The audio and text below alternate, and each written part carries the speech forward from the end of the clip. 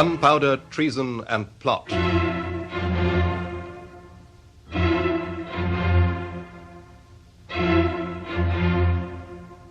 A play for radio by A.J. Walton, with Michael Spice as Guy Fawkes, Christopher Scott as Thomas Wintour, and John Moffatt as Robert Cecil.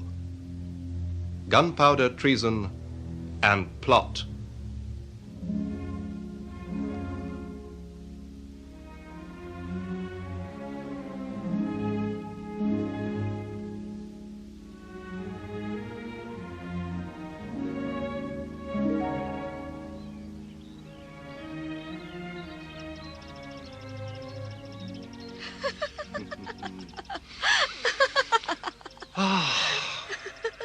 See that lark up there? I shall be like that one day. High up, above the rest of the world. Oh, you are a fool. Do you not admire me, though, Meg? Do you not think me a fine fella? Don't be daft. One day. Just you wait and see. Then you'll want me. I'll take thee now, lad, just the way thou art. Oh, I'm nobody now. But I shall be. Just you wait. Oh, my love. Meg, I'm going abroad. Abroad? To fight in Flanders for the one true faith. No. You'll be killed. Yeah, I shall die of boredom if I stay at home. Oh. Now listen. What is there for me here? Apart from you? What is there? I've no money or precious little. Nowhere near enough anyway. And I'm a Roman Catholic. What chance have I in Protestant England? But what about me? I'll come back for you, Meg. Oh, I will. I swear it. If you still have me. Guy. And I'll be rich and famous. A captain, maybe. A captain? Aye, in the Imperial Army of the Archdukes Albert and Isabella of Austria. Think of it. Captain Fawkes? Sounds good. Don't you think? Captain Guy Fawkes.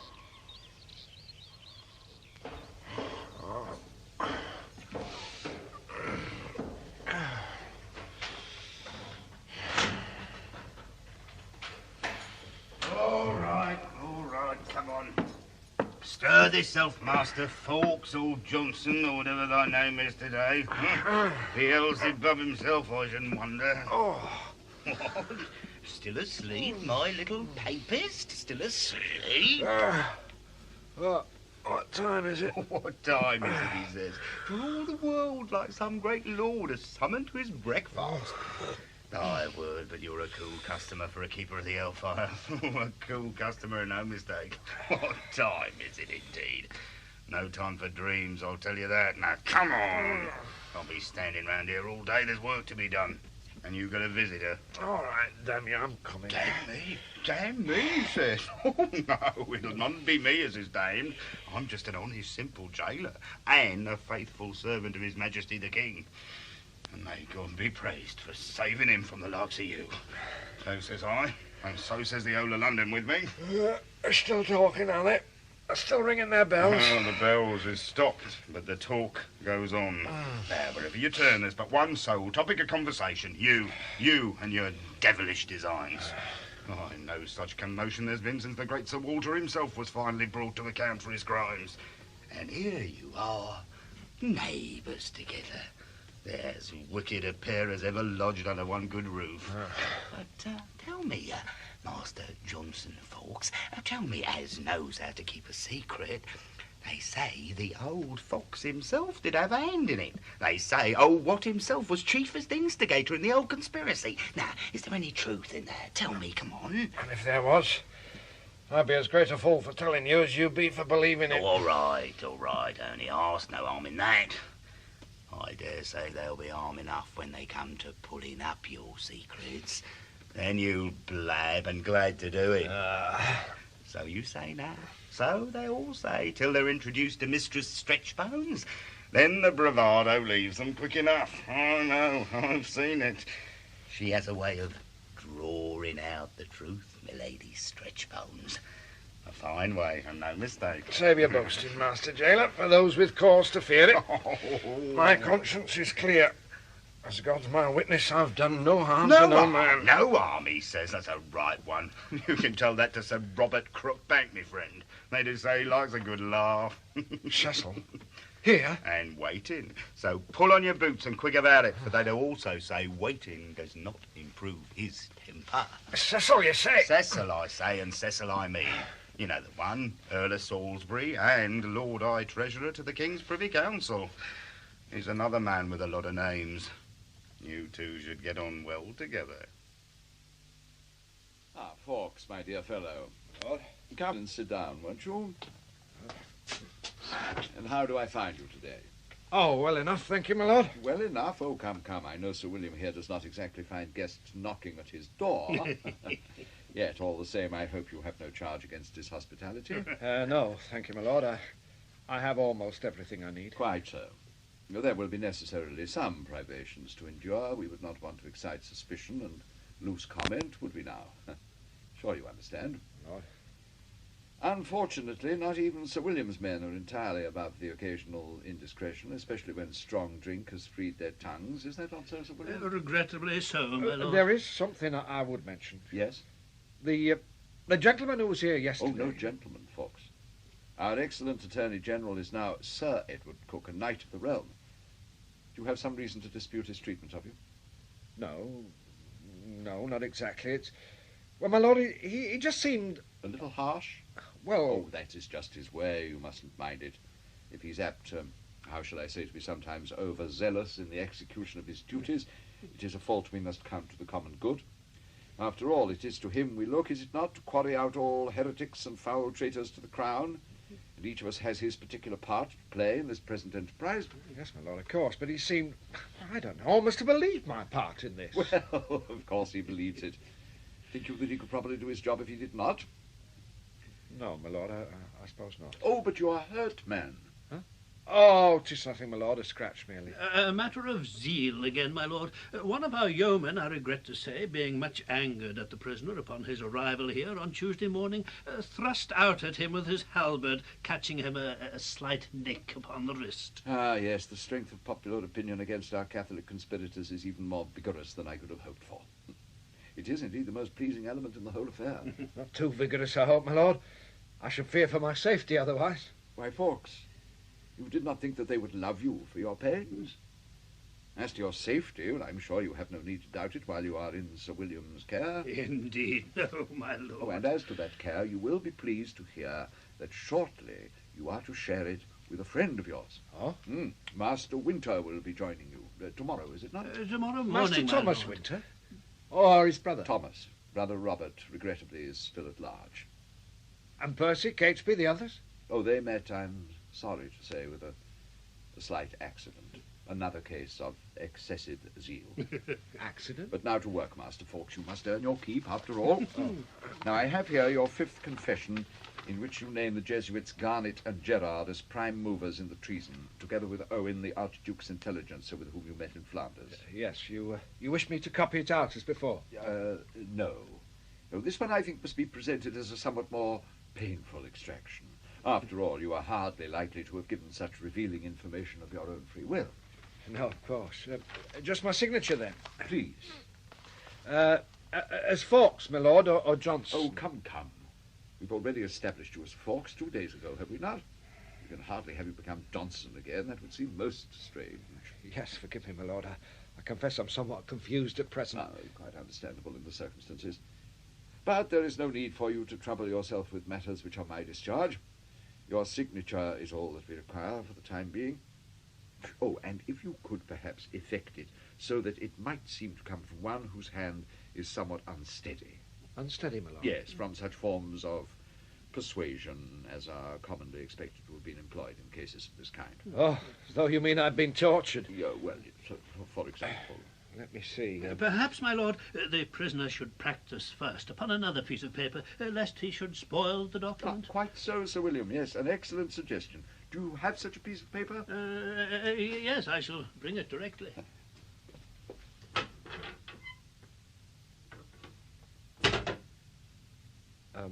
Yes? My lord, one further question I would ask. It's about the pardon. Ah, yes, of course. Percy said Well, then I'm sure you can trust a man like Captain Percy to be as good as his word. Yes, of course. So there's nothing for you to worry about, and I can assure you what he said was on my authority. Oh. What did you mean, my lord? An accident? Ah! Your piece of paper, my lord. Thank you, Sir William. Fawkes? Yes. Unsteady, you said. Indeed. Like this? No, not exactly. No. What do you say, Sir William? A little too much overdone, my lord, in my opinion. Yes, great pity the wound is not upon the other hand. It might have helped.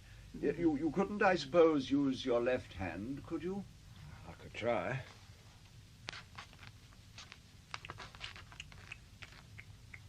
Oh, no, that won't do at all, I'm afraid. No, most unconvincing.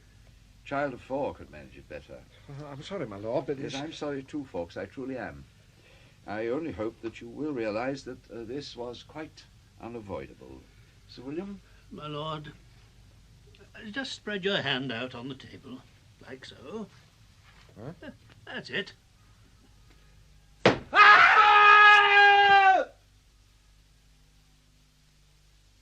No, Sir William. For the outward part, it all progresses most smoothly. The king has held the forefront of the stage, encouraging us all by his fine example, calling down God's wrath upon these traitors with the one hand, while offering up his royal thanks for the divine assistance with the other. Indeed, I think he half suspects that all is not as we would have it seem, but he's more intent to seize the opportunity for kingship than know the manner of its making. No. It is the news from Holbeach that causes me concern. Indeed, my lord. A most regrettable business. It's a piece of work most roundly botched. Walsh is a fool, or I am, for relying upon him. Oh, by no means, my lord. It was a task that fell within his jurisdiction. A pity only that it did not fall within his competence also. Well, we must yet hope to turn this trick to our advantage. Wintour, I think, is our most awkward survivor. A man of some intelligence. By putting him with Fawkes, we may hope to encourage them both and so nip all suspicions in the bud. Forgive me, my lord, but Fawkes himself is scarcely in the mood now for encouragement, either to give or to receive. Oh, his hand will heal. And even before it does so, his hopes will gull his fears. He is a man, Sir William, who needs to believe.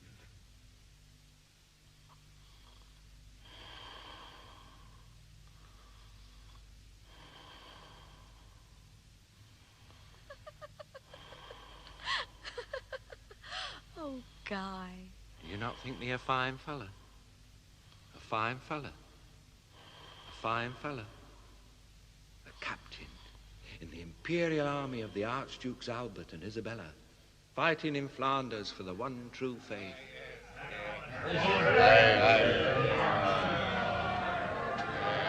Monsieur Fawkes! Monsieur Fawkes. There are 2 gentlemen who wish to see you. Oh, I don't wish to be seen. Ah, very fine gentlemen they are, by the look of them. I wonder you can afford not to see them. You are the most impertinent dog, Sir Landlord. For 2 pence, I will cut out your tongue. But yet you sold your sword for 3 pence on Wednesday last. Oh, man must eat. That's what they all say. All right, good sirs. He will see you now. My God. Fawkes, is it you? Excuse me, sir. There must be some mistake. Do you not recognize me, Guy? I'm sorry, I've had much to drink. It's Tom Wintour, Guy. Come from England with your old schoolfellow, Kit Wright. Right. Wintour? Is it really you? Yes.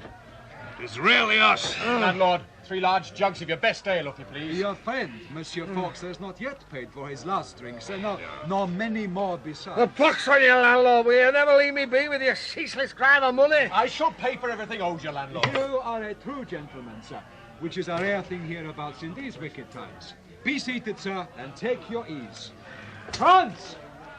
Trek die Gote von het Fenster. Well, Guy, our beer will be along presently. So tell me, how do you do?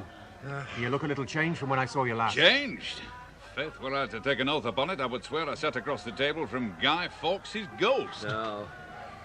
No, he was my grandfather. I'm the ghost of the ghost of the ghost of Guy Fawkes. I'm not a little changed, I'm much changed. You're not changed at all. You're just as I remember you. Oh, are you really here? Are you not just a fond dream of mine? Gentle, Guy. Stop, I beg you. Oh, you're not my dream. I am flesh and blood, Guy. Look. It is Tom Winter, Guy. Tom Winter and Kit Wright come from England. I'm afraid he cannot recognise us. From England? Aye, I'm from England. 9 years from England. 9 years dated. He's stinking boy. Guy. I know. You are Tom Winter and Kit Wright come from England. Should I be overjoyed? Am I in fit condition to be seen by my friends from England? Should I not rather hide my head in shame? But since you're here, you're here. And you're welcome to Flanders.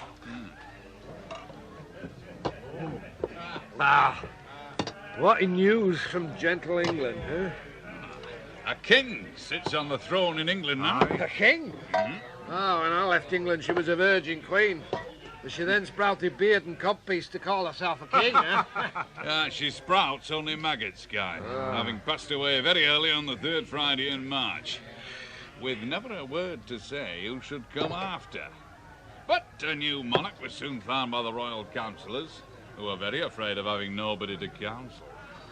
And so, upon the Thursday, it was high treason to cry, God save King James of England.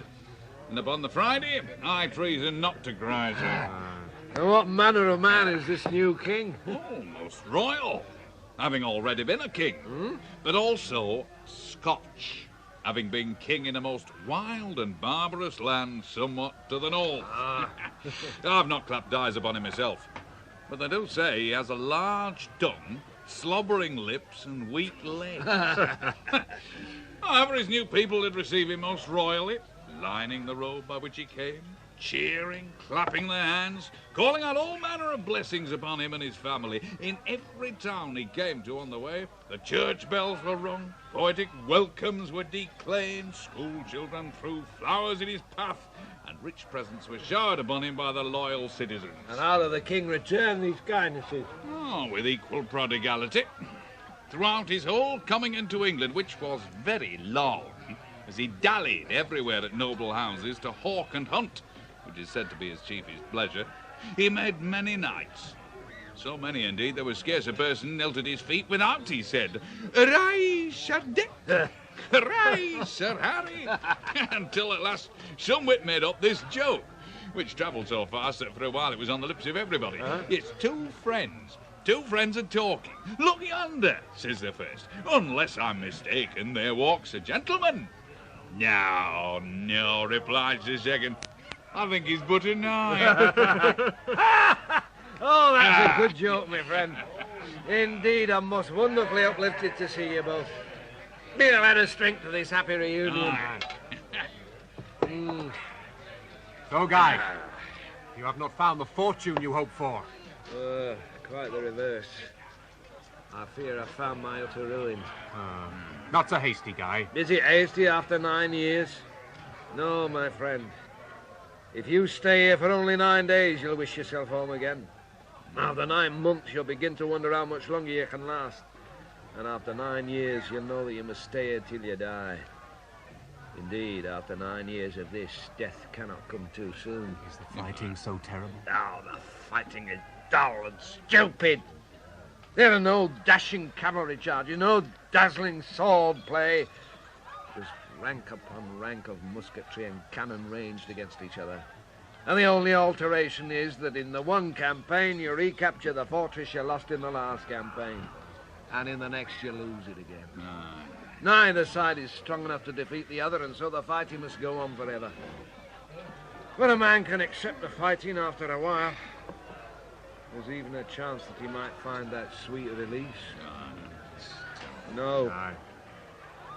Oh, it is the long, cold winters that sap a man's spirit.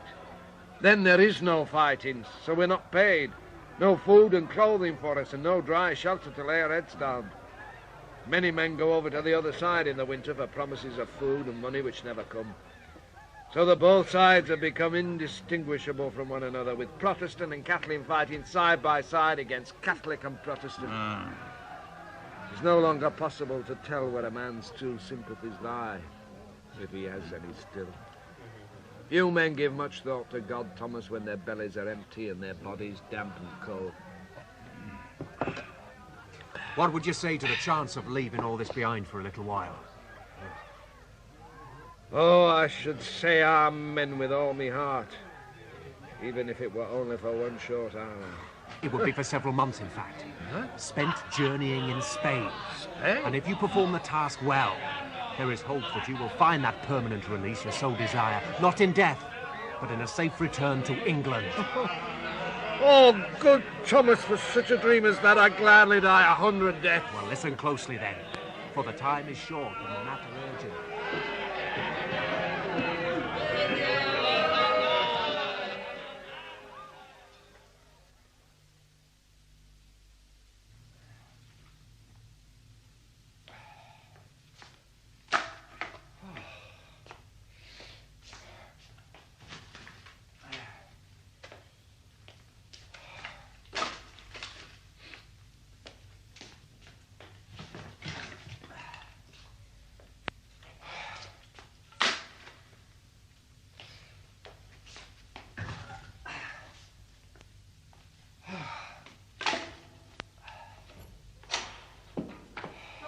Johnson.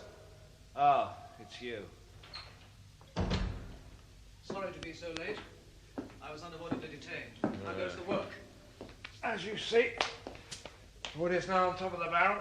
Excellent, yes. And the iron bars, you remember to put them underneath the wood? Yes, the iron bars are all underneath the wood.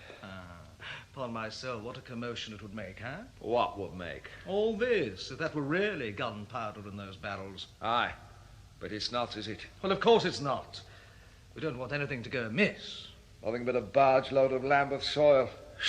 What a joke. My lord, Cecil would then have our guts for garters, and no mistake. How do we know he won't do that anyway? My dear Fawkes, why should he?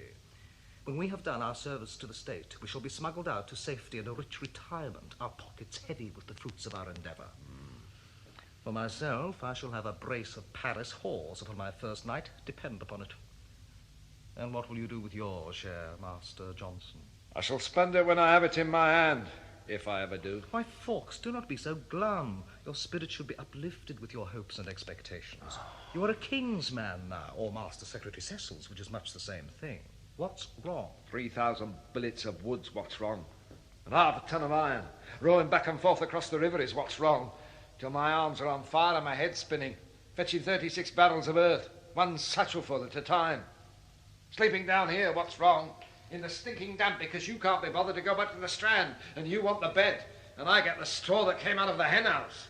That's what's wrong, Thomas Percy. I've told you before. Don't call me that. You're supposed to be my serving man, not my comrade-in-arms. Don't I know it? Anyway, who's there to hear? Walls can hear, fool, and windows can see. Well, there ain't no windows in here. You've had 'em all boarded up. Don't be clever, Fawkes. Johnson, I'm supposed to be your damn serving man, remember? Indeed. Would you rather be back in Flanders, Fighting the Holy War? It could be arranged, you know. I could arrange it, if you prefer. No. You count yourself lucky, my fine friend. You count yourself very lucky indeed. And be not so nice. Why, you're not even fit to be my serving man, you, whoever you are. Just a soldier, a stupid pikeman, the son of a clerk. While I, as everyone knows, am of the House of Percy, Earls of Northumberland, peers of the realm. The pain, the pain, the pain, the pain, the pain, the pain, the pain, the pain, the pain, the pain, the pain, the pain, the pain, the pain, the pain, the pain, the pain. Anything is better than this. Anything. Anything. Anything. Anything. The pain, the pain.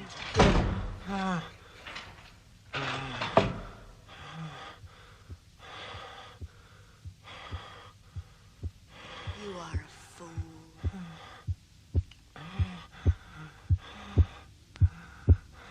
My hand! Guy?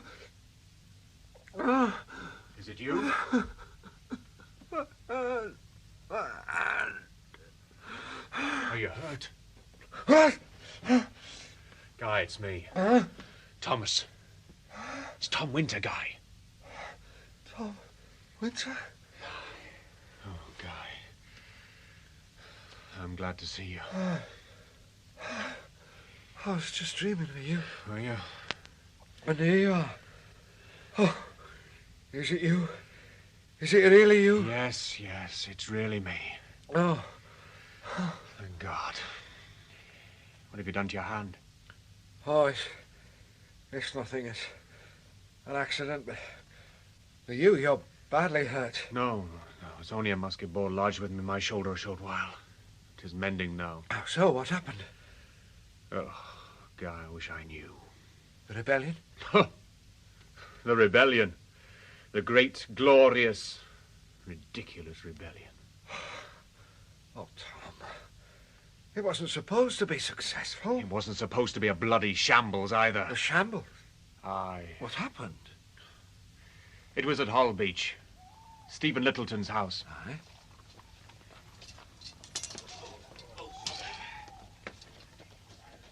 We were resting there the night, having ridden all the day from my brother Robert's place in Huddington. And before that, from Grant's at Norbrook, having taken fresh mounts from the castle stables of Warwick the previous night. It was a raggle-taggle party by this time, Guy, I can tell you. Only those of us who were in the secret were able to hold our heads up, and that with great difficulty, for we were all most cruelly tired. But those who believed our so-called cause had much the worst of it. For only a 3 times fool could deny by now that our glorious rebellion was but a dismal failure. No one had joined us. Not so much as a single man. Instead, we were growing smaller as some among us began to slip away to safety. Well, if their hearts were fainter, their wits were not. They had begun to smell the rat. It was a fitful night. I could not sleep at all. I was up early, even as the light showed over the trees. But Thomas Percy was up before me. I found him downstairs, peering from a window. Soft, he said, we had discovered. When I looked out quickly where he pointed, I could see the campfires ringed around us. Could hear from the open doorway the sound of men and horses waking to the day. Go out, he said. Go out and see if you can guess their plans. I will stay here and prepare a council room. We must decide what we will do. Do, I asked him. What choice is there now? Surely we must surrender. To fight them would be madness. He looked at me with that wild gleaming in his eye that makes you think that he is truly bedlam mad, and answered, A little token resistance might not go amiss for appearance' sake. Look not so gloomy, Thomas. It'll work out for the best, you see. In truth, I did not have the heart to argue. All my thoughts were that soon now it would be over, this madcap chase, this fake rebellion. All I wanted then was a dry bed and 10 hours to myself. I went out to see what I could see. That was a dangerous enterprise. No, Guy. No. The danger was all within. How so? By foul treachery. How else? Huh? By base deceit and envy. And I know not what else. I was outside, creeping through the gardens, wary of ambush at every turn. And of a sudden, such an explosion as I thought my heart had burst. Explosion? And no sooner had I found me all of one piece and quite unharmed than my hot blood froze within me and chilled me to the very soul. The blast had been behind me, Guy. It had come from inside the house. Inside? I ran back at once. As I reached the stable yard, I met Stephen Littleton running out, his face and manner quite distraught. It is the end, he cried, the end of all our hopes. I will stay no longer, and you too will go if you have any sense left in you. Go while you have the chance. And I seized him by the shoulders and demanded of him what had happened. He would only say a terrible accident and repeat his advice to go while there was still time. I left him and ran into the room. It was a kind of outhouse joining to the stables where the meeting had taken place. What a scene of desolation awaited me. The air was still thick with smoke billowing up through a hole in the roof, and 6 of our comrades, Grant, Morgan Rookwood, Chris and John Wright, and Robin Catesby, scattered on the floor. Dead? No. By a miracle, they were all alive, and burned only. Though Grant had lost his eyes and his face was much disfigured. Oh. 'Twas Robin Catesby seemed the least hurt. Oh, too much angered to feel it. He shouted when he saw me in a voice like God's own thunder. Percy! Where is Percy? Percy? I ran out into the yard and found him coming from the stable, leading a horse, all saddled and bridled and ready to go. Huh? Not so fast, Thomas Percy, I told him. We have friends in there who need our help. My voice was as calm as I could make it, but I tell you, Fawkes, I would have fain broke his neck for him. What did he say? Some feeble protest that his horse was frighted by the blast, and he wished only to calm it. Well, we kept close by him after that. One man at least was always by his side. His hopes of escape were quite overthrown. Oh, well, perhaps it was true about the horse. Was it? I think not. And nor will you, when you have heard what Robin Catesby told me. Huh? There was a brazier in the room to warm it for the meeting. And when they came in, the fire was low, so Catesby took the poker to it, stirring it up before he sat down. Not 15 seconds later, the whole device exploded. Device?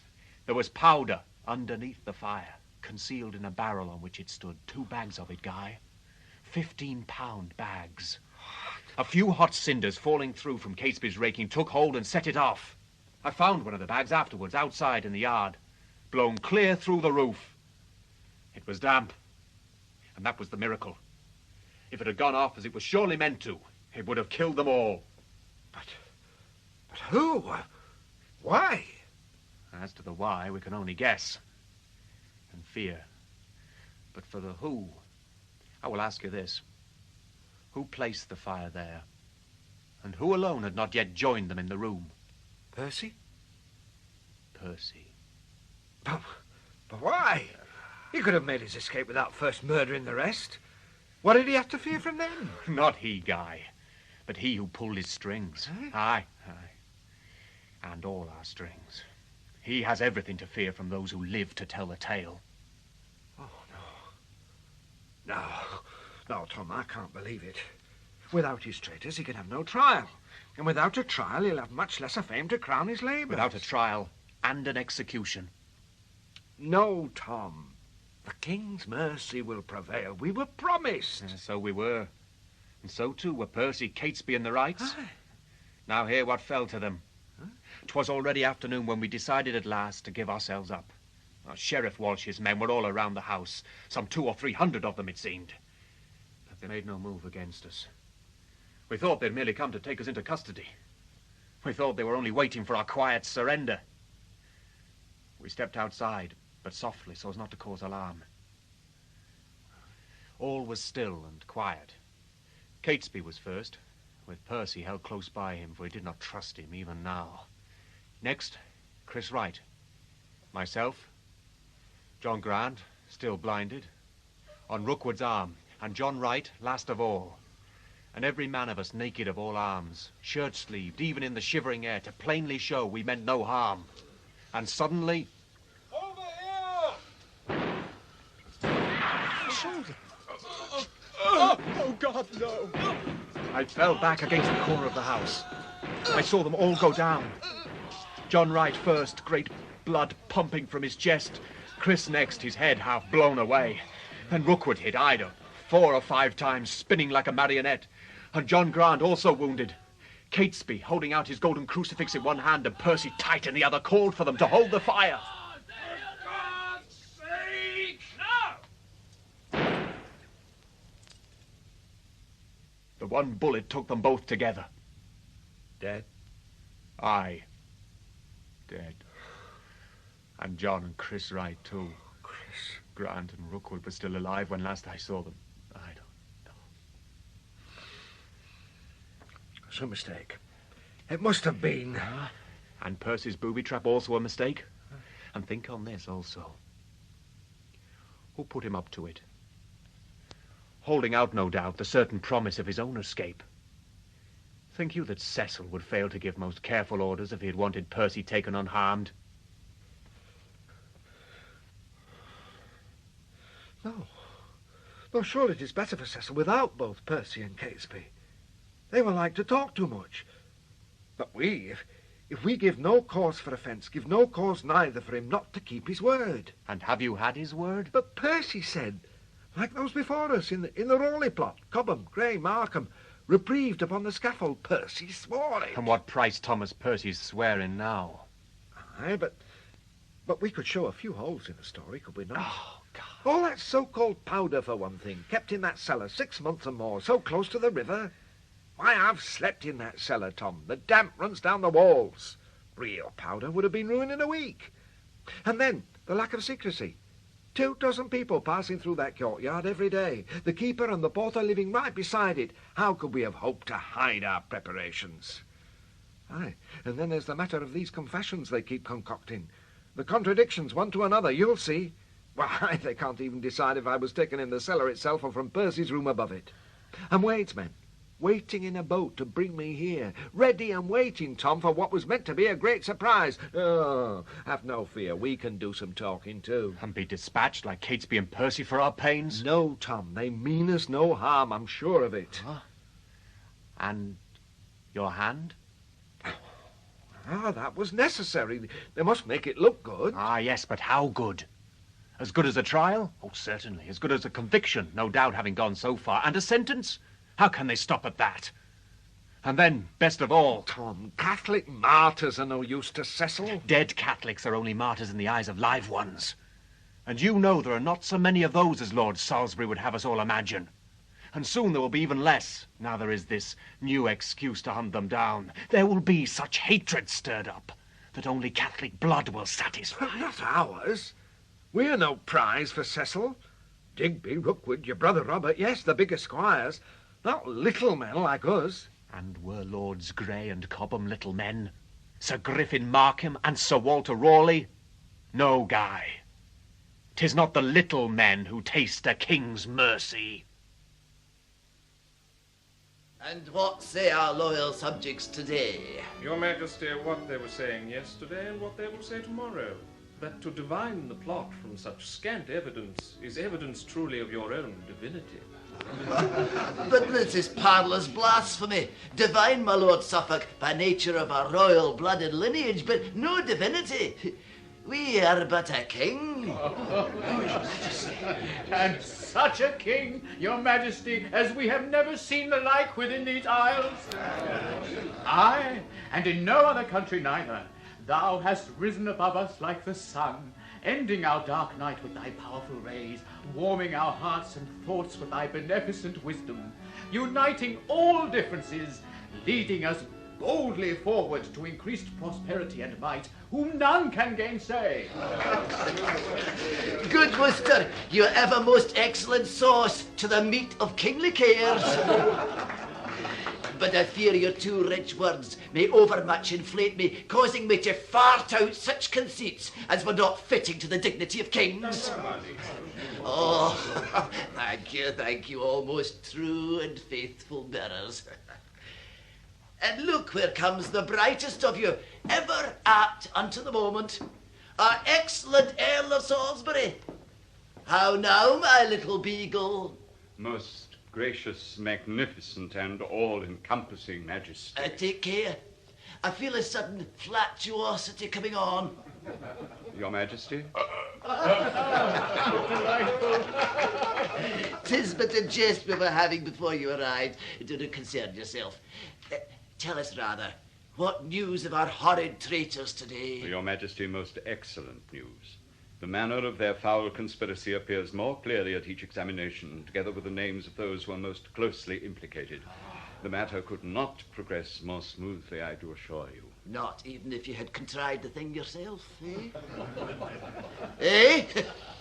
Most gracious Majesty, I would crave a private word. Aye, very well, if you must. Good my lords, we bid you leave us. God save you, keep you, watch over you and guide you, most wise and royal Majesty. Aye, Worcester, thank you, thank you.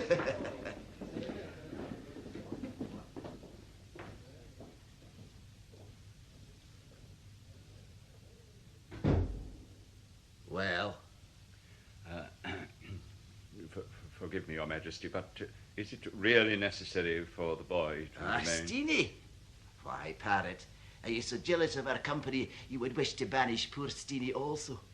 My wee boy.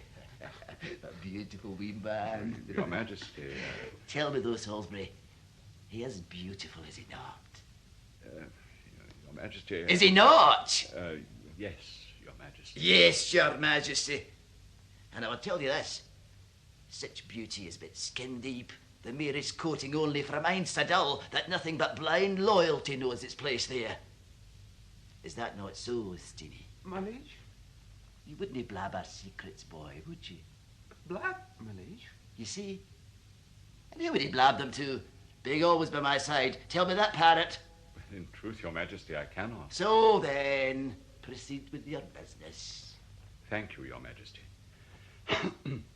Your Majesty... Oh, make not a speech of it, Parrot, I pray you. We've had a most tiring day. We really ought to be abed. This present calamity, so narrowly averted, hath quite drained us of our usual vigour. As Your Majesty wishes. Briefly, then, the Papist Lords Montague, Mordaunt and Staunton are newly committed to the Tower, together with the greatest prize of all, Harry Percy, Earl of Northumberland. Tainted by his conspirator kinsman, Thomas Percy. Oh, 'tis well done. Now we must strengthen our pursuit of Garnet and the Jesuits. Good. And make immediate representation to the Archdukes for the delivering up to us of their man Owen from Flanders. Aye, Flanders. A very seed-bearer treachery against our person and our realm. Just so. A very nest of vipers. Vipers, all of Your them. Majesty, there is but one sure remedy for vipers. Tell me. Crush them beneath your boot, Your Majesty, before they can bite. Most excellent counsel. How shall it be done?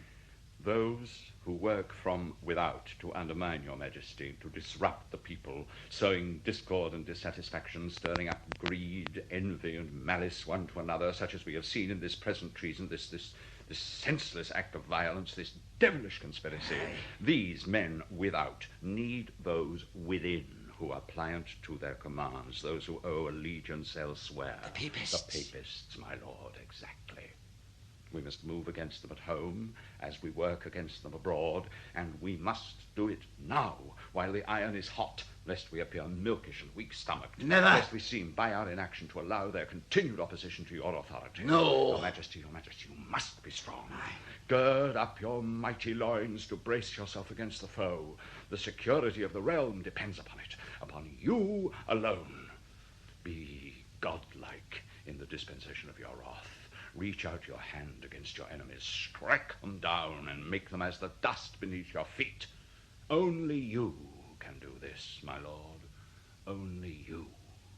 Aye. One church, Your Majesty. One state. One king. One church. One state. One king. Northumberland? Ralegh, 'tis good to see you. And you too, Harry.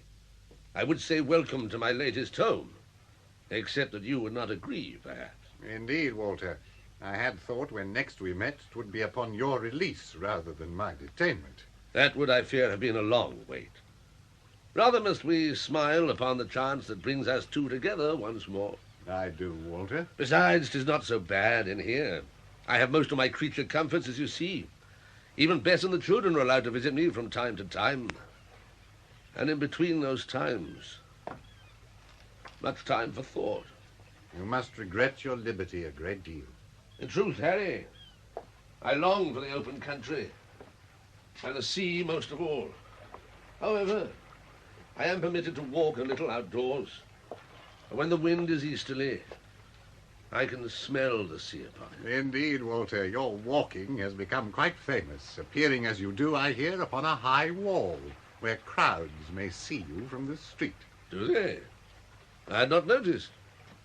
But 'twas a most merry answer to our upstart Lord Lieutenant of the Tower, Sir William Waad, who upon his arrival here in August did order that same wall put up to afford me greater inconvenience, and the withdrawing, as he put it, of my unwonted privileges. There's an annoying fellow, but easily provoked. I do get some passing sport from him. Has he been here only since August? I did not realize. Aye, since August only. Who is he? I do not think I know him. He was clerk to the Privy Council in Her Majesty's time. Good God, yes, of course. And since reserved as Cecil's man. Is that so? Most specifically in the gathering or manufacture of intelligence. Ah. How goes it with the world, Harry? Oh, most strange and different, Walter. There is a new mood stirring, which the king has somehow helped to agitate rather than calm. Not through any action of his own as such, but rather by his lack of action. The people look to their sovereign for strong leadership as they had from Gloriana. Indeed, we miss her now, I think, more than we have ever done. Amen to that.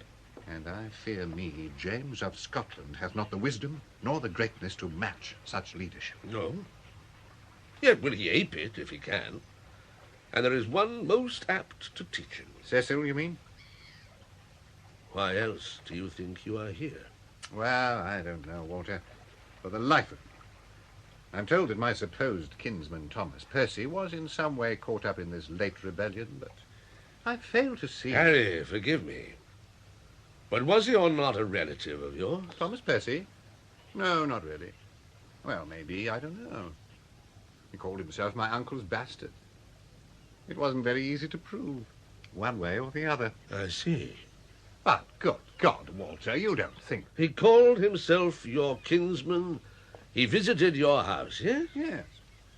When was the last occasion? What?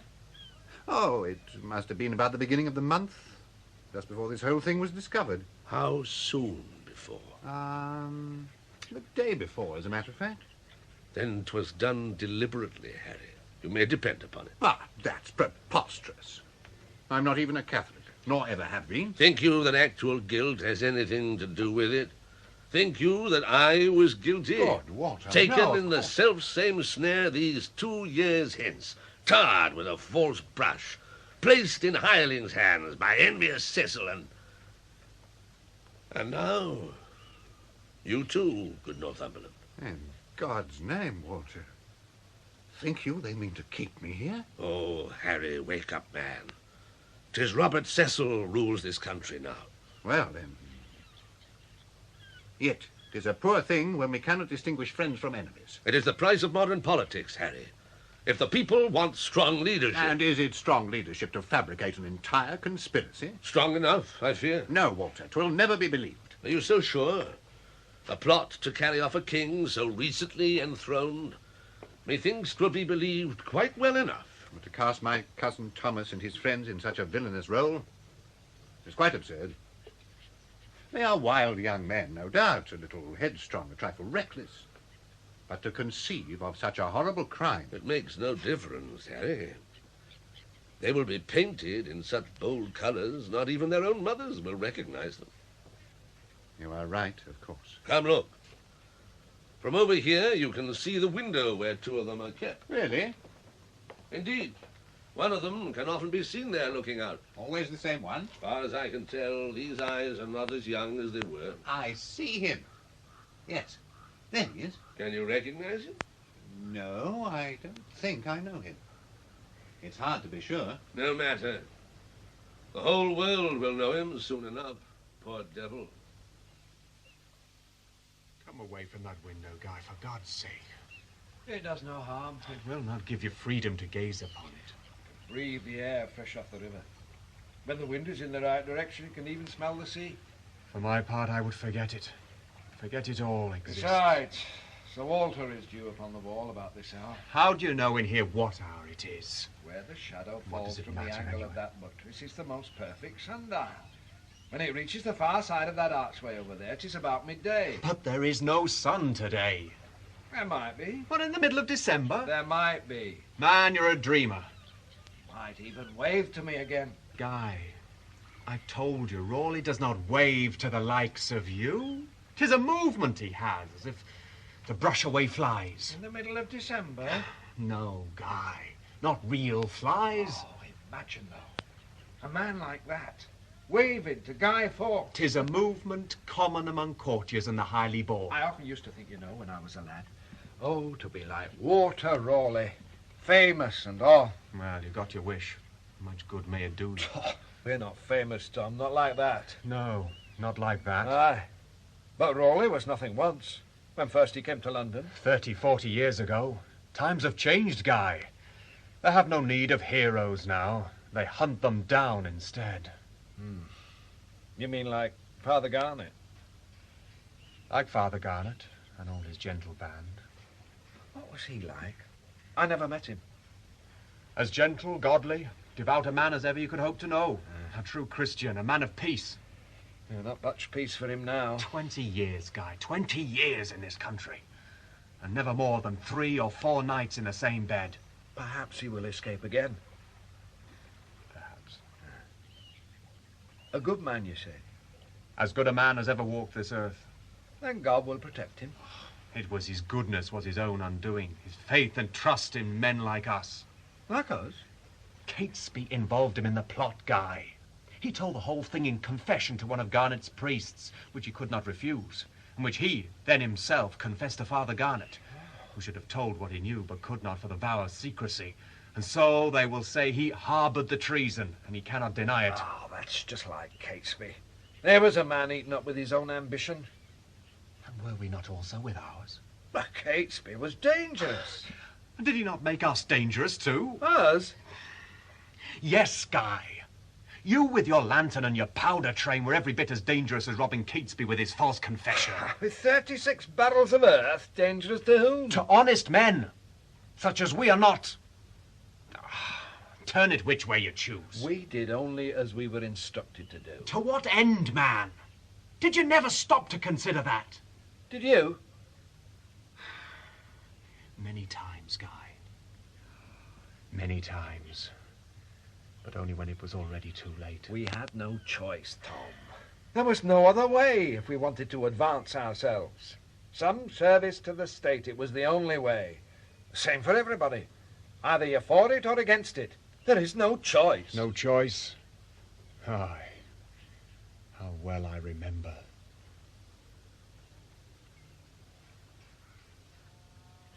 The bare trees, etched in frost, even in the middle of the day. Frost in the hedgerows. Ice on the pond, the birds huddled against the cold. My breath, my clouds of hot steam hanging in the dead still air. The house looking somehow timeless, innocent, oblivious of the dark secrets being hatched between its walls. Myself equally unaware, believing myself come to see old friends again after 2 long years travelling abroad. And those 2 friends standing at the hearth's blaze waiting for me, as though they would help shovel me in. Come, Thomas. Stand by the fire. Warm yourself. You look half frozen. Indeed, Robin. I think I'm 3/4 frozen at the very least. How are you both? Ah, for myself, I'm as well as ever. But Tresham here is troubled by a slight stomachache, are you not, Francis? Yeah, if he were mine, Catesby, I would sack that cook of yours. Ah, you still have the same poisoner then, eh, Robin? The one who puts salt in his puddings instead of sugar. You remember that. Ah, Thomas, it's good to see you. Ah, and for me too. Is it all of 2 years since we 3 last met in this room? Upon my soul, Robin, it feels more like 20. My God, this world grows old and stale. And there is precious small advancement in it for young men of the true faith. We are hunted in our own country, deemed worthy only of indifference when abroad. Upon my life, I would know some remedy for this sickness. Well, Thomas, much has changed with us since you've been away. You've heard, no doubt, of Essex trial and execution. It's not the exact cause and manner of it, but enough to know at once my mission was quite undermined. And there were many did shed a tear for this noble earl's sad fall. Indeed, it must have taken the wind from your sails. Plainly, then, you stand before 2 of those who, being with Essex in this rebellion, were likewise convicted of the treason. Treason? So the victorious party sees fit to call it. And he who plays the minstrel, Thomas, calls the tune we must all dance to. How did you then escape sentence of death, my brave friends? With the simple chink of gold coins. One John Throckmorton, friend to both our families, interceded on our behalf. In addition to these bribes, we were required to pay a further sum as partial commuting of our sentence. We were, together with several others, consigned under the heading of these that are fined and reserved to Her Majesty's use. Good, my friends. I am truly glad that you are safe. It must have been a fearful time for you. But tell me, of my Lord Essex, how did he die? Most strangely, to judge by the official reports. For he was executed at his own request in strictest privacy, with not one of his friends or kinsmen as witness. What? And whereas he behaved most brazenly at his trial, 'tis said he was overcome at the last by a most proper repentance for his folly. He spoke of himself, 'tis said, as the greatest, the most vilest, and most unthankful traitor that had ever been in the land, and said he was fit to be spewed up by the Commonwealth for the foulness of an enterprise which was like a leprosy spread far and wide, infecting men. By my right arm, that maggot Cecil is at work in this corruption. Most certainly. My God, you speak most prettily of this. As though 'twere nothing to you but a bunch of sweet-smelling lavender. You, who did stand at Essex' side, confident in the justness of his cause, do now mouth this slander like a nursery rhyme. Essex is dead. And is his memory to be so abused by those who call themselves his followers? His memory is scant comfort to those of us who must survive. Gentlemen, you begin to disgust me. That is because you have omitted to look deeply into our circumstances and see the crumbling ground on which we stand. Remember, we are constrained, Thomas. 'Tis mortal danger to take a single step except where we are permitted. Our former allegiances are nothing where they work against our present interests. We have no choice. Besides, Tom, this new horse will run better than the old one. Now I begin to understand. You must think me a rare fool not to have caught your meaning at once. But I was not prepared for such two-faced roguery as I now see before me. Thomas! No! Your baseness fills me with such rage and loathing. I know not what reply to give you. Indeed, it must seem a sudden alteration to you. A sudden alteration? By my troth, Robin Catesby, it is the most dastardly betrayal I ever hoped to see. Surely this world is set upon its ears, that a man's own friends do twist and turn like vipers, and argue now the very cause that once they stood against so bravely. There is a lot of water flowed under the bridge since your departure, Thomas. It is necessary to swim with the current. At what expense to your soul, man? Are we not Catholics? Is not Robert Cecil the mortal enemy of all Catholics? And is not that reason enough to shift?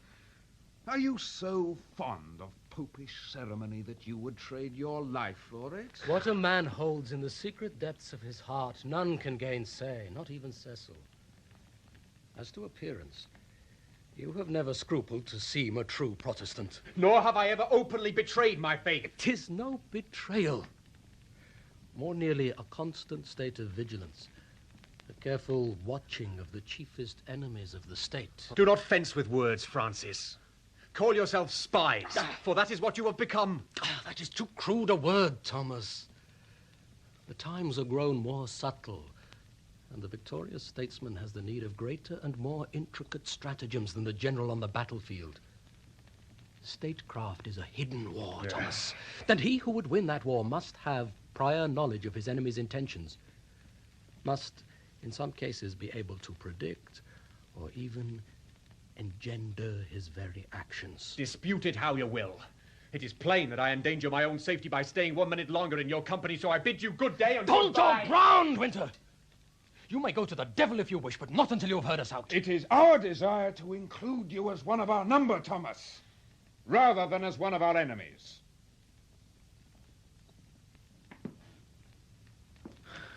We are compelled to this service by the debt we owe the state for granting us both life and liberty.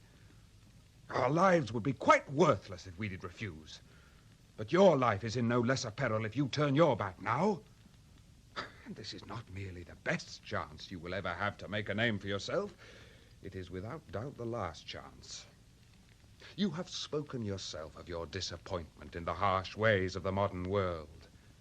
Do you not see that we must discard such threadbare notions as honor and chivalry, for they're the stuff of fairy tales and have no currency in these difficult times? Besides, man, here at last is the way to remove your obstacle brother. and to restore the House of Wintour to its former eminence. Join us as an intelligencer for the state, and you can work Brother Robert's downfall as surely as if you held a pistol at his head. Well, what is it you would have me do? Sir Robert has entrusted us with two immediate tasks. The first, to reinforce our numbers with trusty men who wear the outward garb of popery. The second, to send a small party to Spain under cover of such disguise, to collect such evidence as may be useful against those enemies of our realm as are living there, particularly the English Catholics, and most especially the English Jesuits, who are the most terrible threat to our security. So it might conveniently be supposed. 'Tis them or us, Tom. Indeed, 'tis them in any case. We must look to ourselves. We propose, therefore, that as soon as you have rested and tended to your personal affairs, you go to Flanders with Chris Wright and seek out one Guy Fawkes, who is an ensign there in service of the Catholic army. Wright recommends him as most likely tractable material, and says you know him also. Oh, for jealousy of my brother Robert and my father's inheritance. All this for that. Funny, isn't it? I always used to envy you. Envy? Having a rich father. My father left precious little for me when he died. Not that there was much when he was alive. My mother made sure when she remarried it was a man with prospects. What did he do, your father? I know you must have told me, but I forget. He was an advocate to the consistory court of the Archbishop of York. A Protestant? Aye. As true a Protestant as good King Harry himself. That's rich. That was my stepfather converted us to Rome. I must confess I never cared much either way. God is God after all, isn't he? What was he like, your real father? A good, simple man, as I remember him. Nobody much. No was mine, for all his commercial enterprise. Perhaps if they had been, we'd have found a quicker way out of all this. If they had been, Guy, we would never have needed to get ourselves into it in the first place.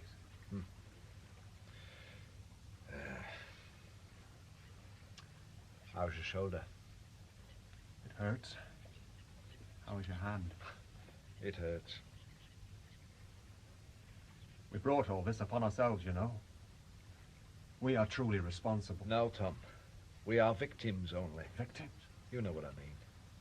I don't know anything, Guy. Not anymore. What about Tresham? Do you think he will die of this sickness? How should I know? You hear what our trusty turnkey says as well as I. What other news do we have?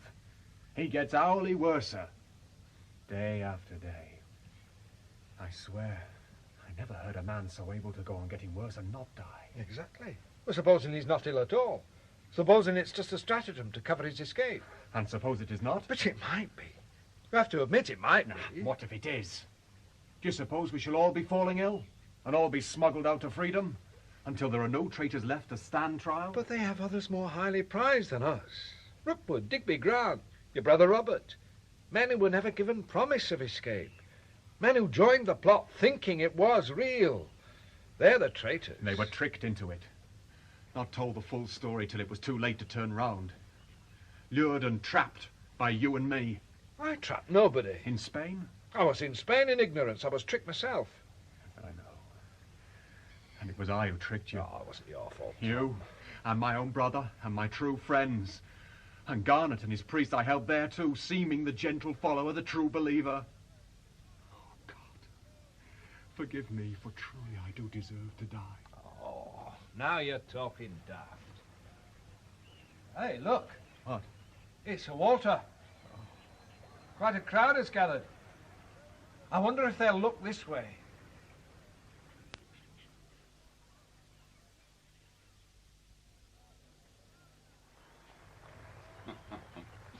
My lord?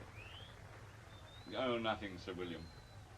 But that I see our bold Sir Walter still displays himself upon your wall. Indeed, my lord. I would stop him if I could. No. It's a harmless entertainment. And like enough, Sir Walter, by his indiscretion, will continue to assist us. My lord? He waves to our gunpowder conspirators. Did you not know? My lord, I had no idea.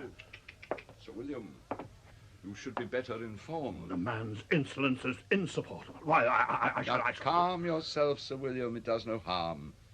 On the contrary, if it suggests a certain tying of loose ends... Mean you, my lord, to include Raleigh in this latest treason? Oh, no. Nothing so elaborate. We need no further proof against Sir Walter, who stands already in the shadow of the axe. A long time has he stood there, my lord, begging your pardon. It is not always necessary for the axe to fall. Old Raleigh is a greater prize alive than dead. Ah, but not so Fawkes and Wintour and the rest. No, I'm afraid not. They have but one thing left to give us. The trial, my lord. Will it be soon? Early after Christmas. As soon as Cook has thoroughly prepared himself. Oh, my lord, he will be looking forward to that. No doubt.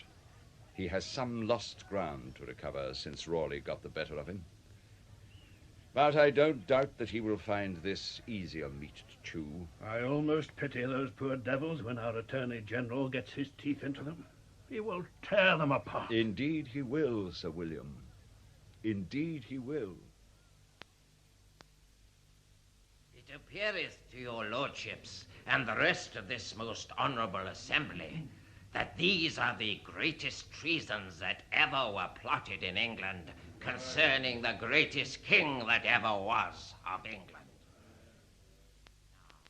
Now, as this powder treason is in itself prodigious and unnatural, in the conception and birth most monstrous, arising as it does out of the dead ashes of former treasons.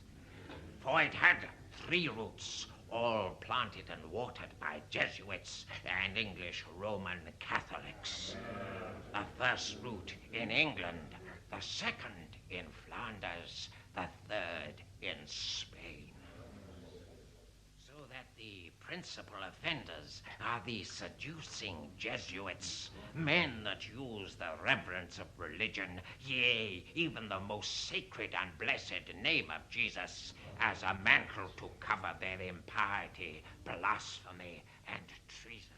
Also to be considered is the means to compass and work these designs. These means were most cruel and damnable. By mining and by 36 barrels of powder, having crows of iron, stones, and wood laid upon the barrels to have made the breach the greater. Lord, what a wind, what a fire, what a motion and commotion of earth and air would there have been. Horret animus, I tremble even to think of it. Miserable desolation. No king, no queen, no prince, no issue male, no councillors of state, no nobility, no bishops, no judges. Oh, barbarous and despicable cruelty. Not the death of the king only, but of his whole kingdom. The destruction and dissolution of the frame and fabric of this ancient, famous, and ever-flourishing monarchy. Even the deletion of our whole name and nation.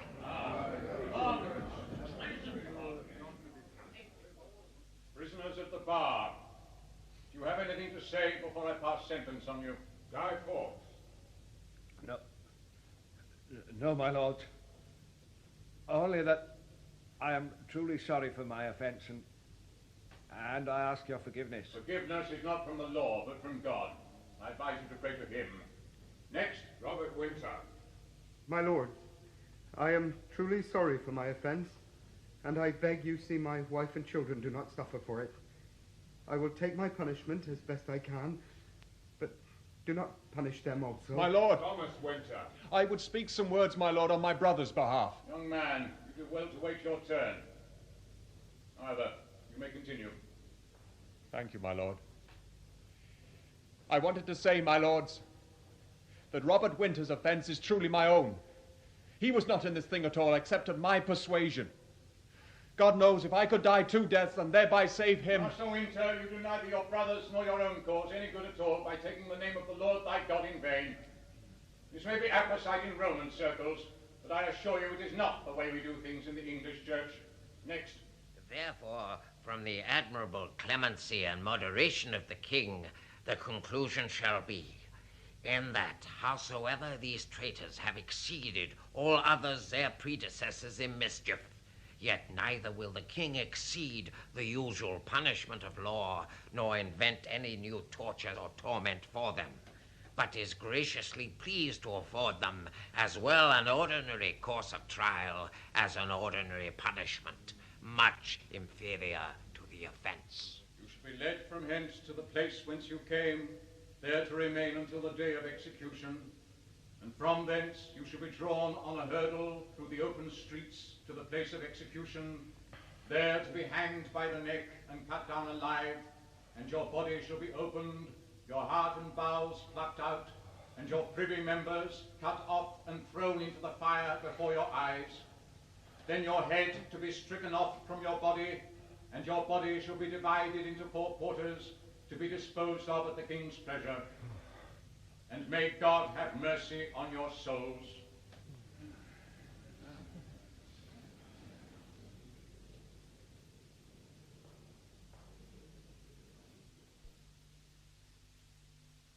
My dear Sir Edward.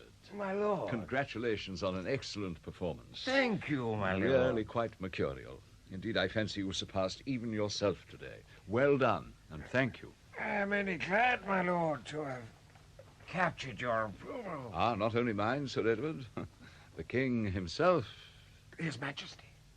He has already had report. He needed no report, Sir Edward, having seen and heard the whole thing for himself.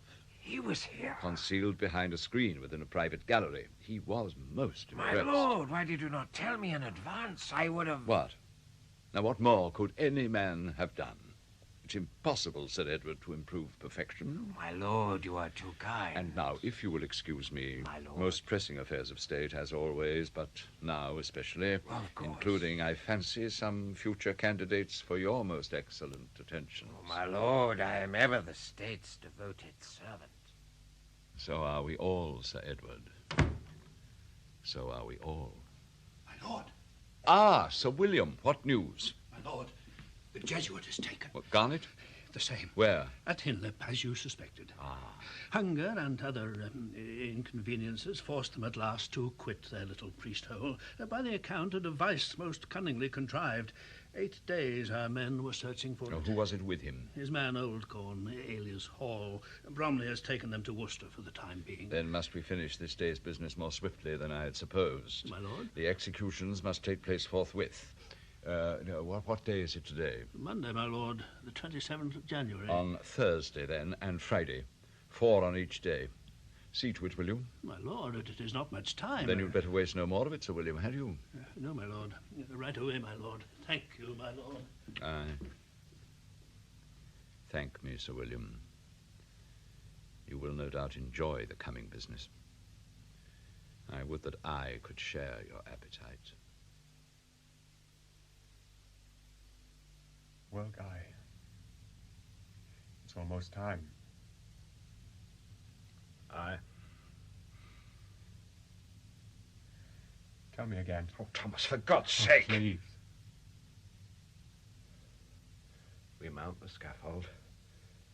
We make our prayers and our last words of repentance and farewell.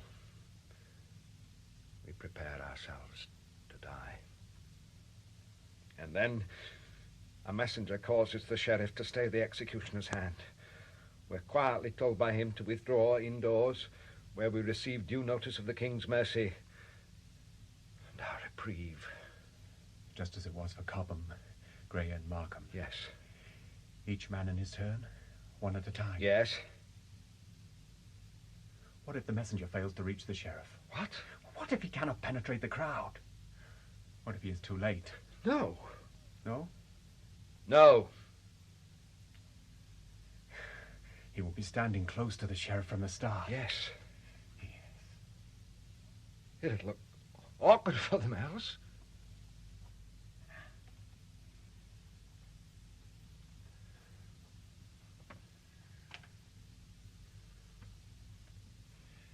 Have you ever seen an execution?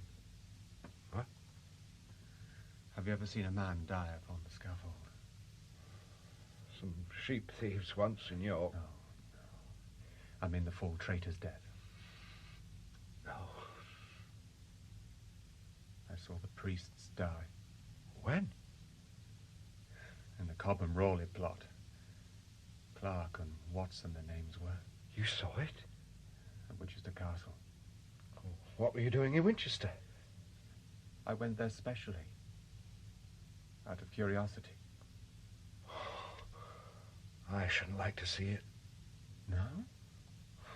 You must have seen such things in Flanders. That was different. It's surely worse in cold blood. Aye. What was it like? Barbaric. God, I wish they would hurry up and come for us. This waiting. Aye. What will you do when all this is over? Oh, I don't know. I haven't really thought. Have you not? Oh, I have. Oh, what then? The first woman that'll have me. Ah. Yes? Aye. Or even one that won't, if she be sooner. Aye. Oh, God, yes. Have you ever loved a woman, though, Guy? I mean, really loved. Loved. I don't think I have. Not really. There was a girl once. When I was just a lad. You are a fool. Oh, she was a peach, though. A real peach. And she loved me, what's more. Said she'd wait for me when I went off to the war. Did she? I don't know. I never went back after. I haven't been home in over 10 years. Maybe she's still waiting. Aye. Maybe she is. And you loved her? You really loved her? Aye. I really did.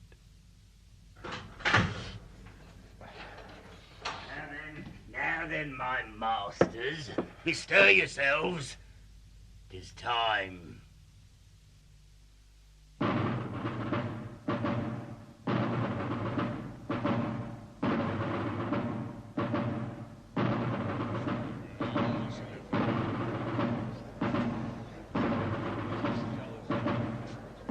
Here they come! Traitors! Papist traitors!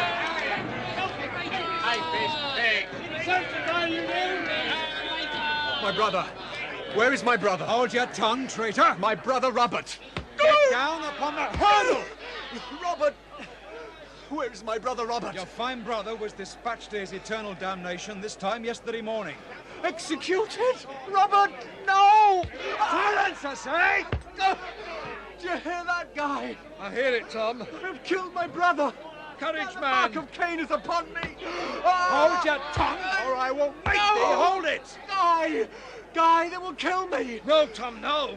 They will kill me because I am a murderer.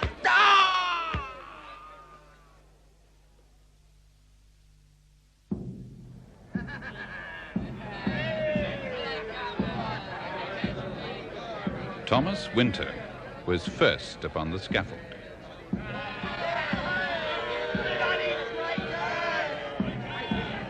A slight and sickly-looking man, he seemed almost composed and quite ready for death.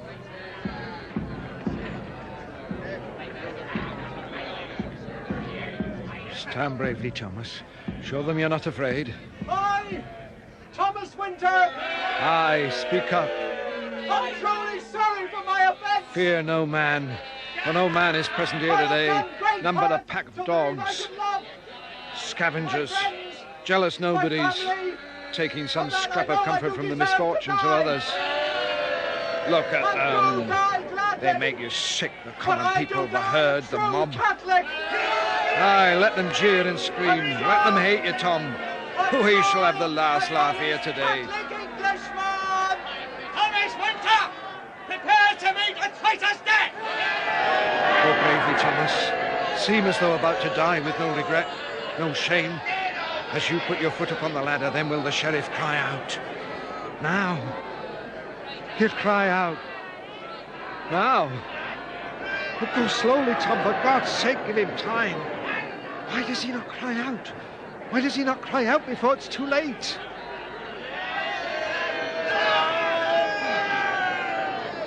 No. No. No, no, no. Behold! The heart of a traitor!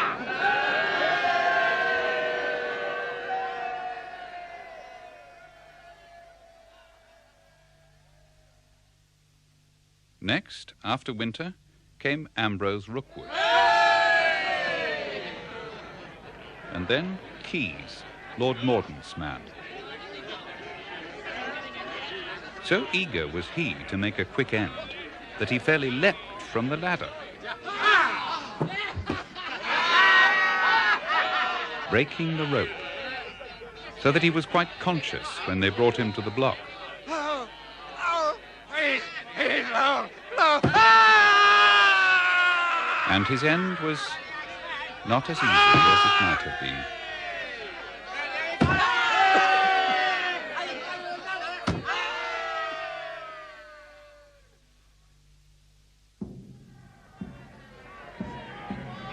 And last of all, the worst of all, the devil of the vault himself, Guy Fawkes. No, let us return unto our Lord. Evidently he was still feeling the effects of his harsh imprisonment, for he was quite unable to mount the ladder without assistance.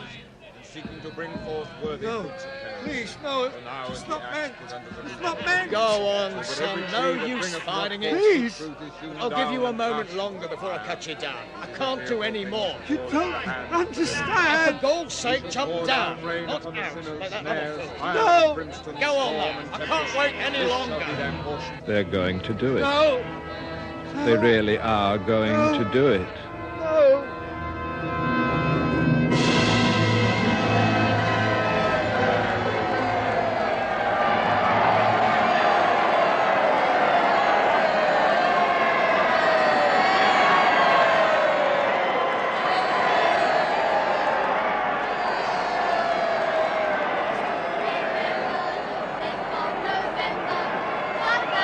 Treason and plot. We know no reason why gunpowder treason should ever be forgot. Please to remember the 5th of November, gunpowder treason and plot. We know no reason why gunpowder treason should ever be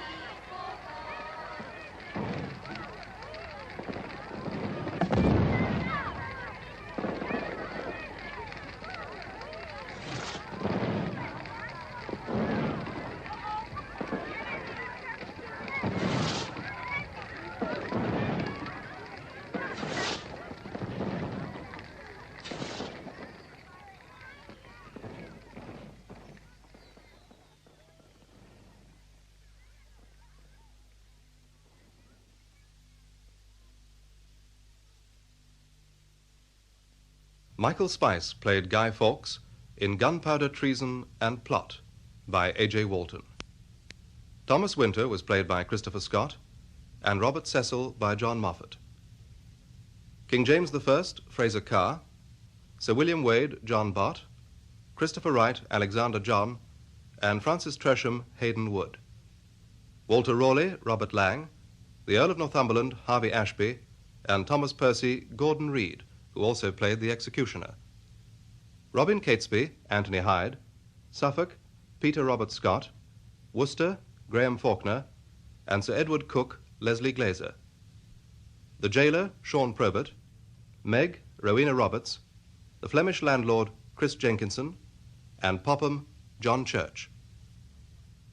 Gunpowder, Treason and Plot was directed by Margaret Etall.